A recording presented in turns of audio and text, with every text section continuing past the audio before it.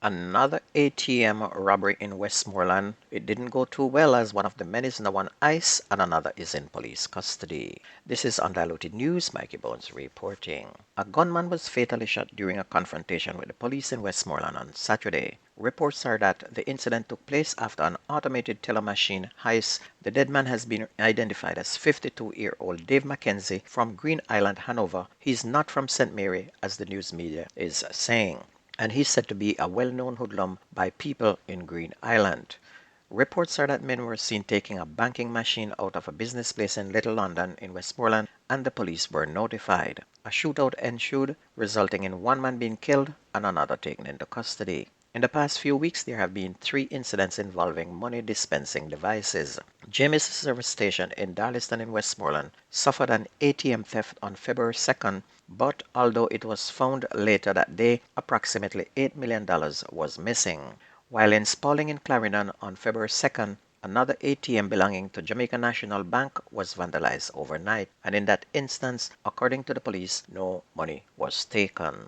Another suspect has been charged in connection with the multi-million-dollar fraud racket which was uncovered at Sagicor Bank. Tishon Samuels, 26, employed by the bank as a client care officer, was charged last Thursday night with multiple counts of fraud, including conspiracy, larceny as a servant, breaches of the Cybercrime Act, and making unauthorized withdrawals from customers' accounts. She was released on station bail in the sum of $1 million, and she's the 4th bank employee to be charged in that case.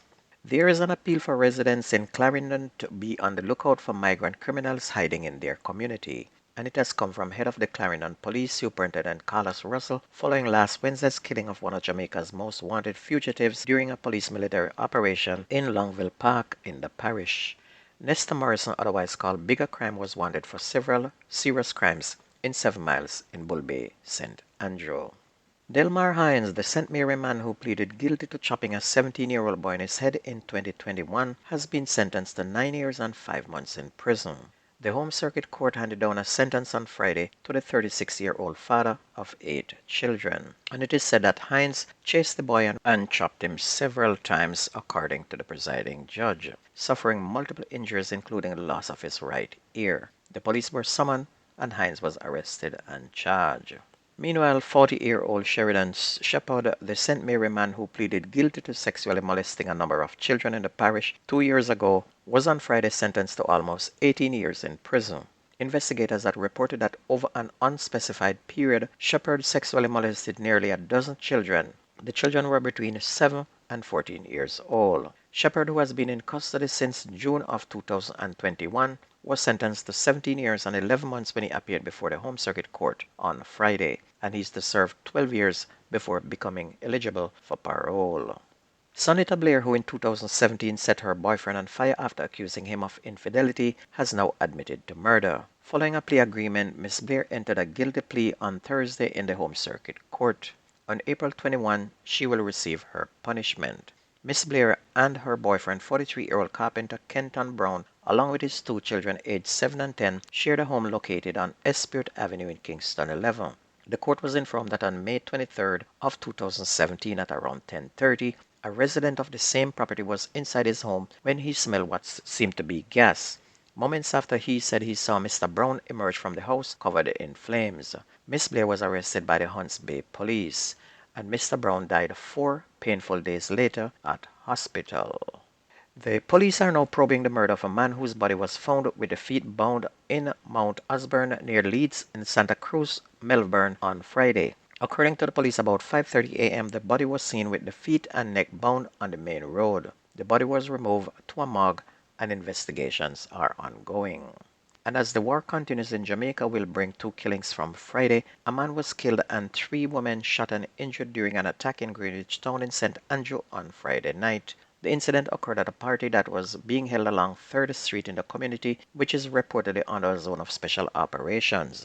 The dead man has only been identified as Chucky. The injured women were reportedly from the area. They were treated and released from hospital. And it was reported at around 8:15 p.m.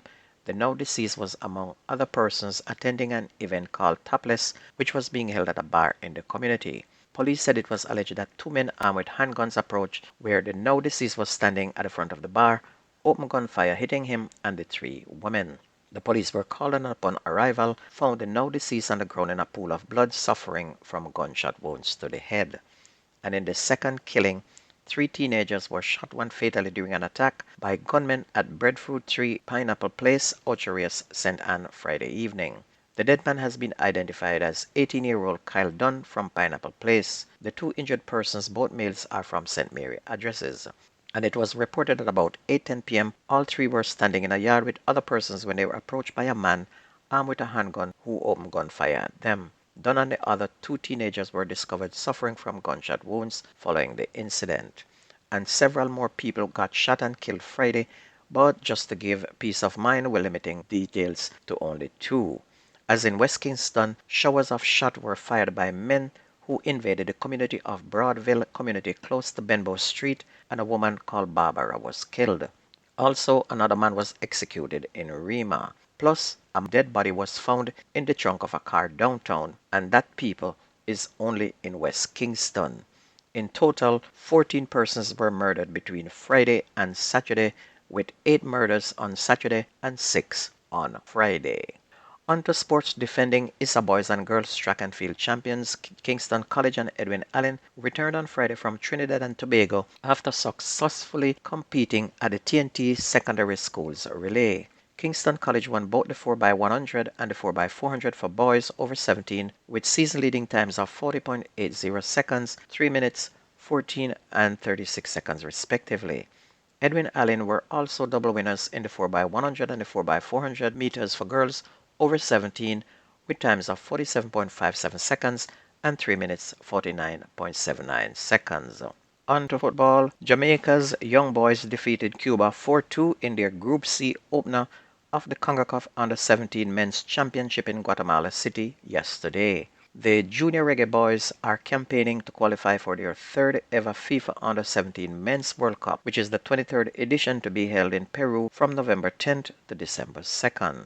On to Premier League, Falkland and Mount Pleasant played to a 0-0 draw. Mullines United defeated Waterhouse 2-1, Harbourview edged Chapelton 1-0, while Arnett Gardens clipped Cavaliers 2-1, and Portmore and Montego Bay United played to a 1-1 draw.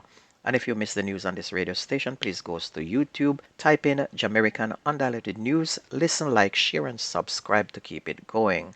And that's going to be news and sports on your favorite community radio. My name is Mikey Bounce. I gone.